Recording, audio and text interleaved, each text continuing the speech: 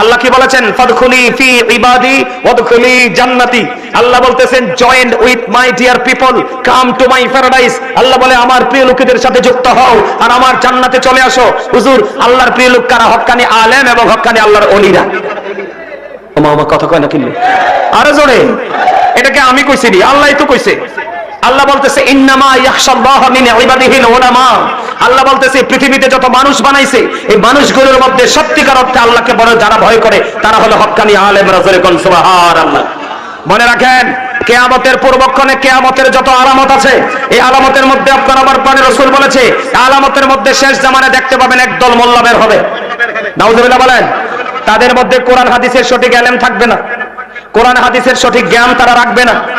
তারা নিজেদের মতো করে নিজেদের দুনিয়া লোভী হবে, তারা অনেক বেশি দুনিয়া লোভী হবে।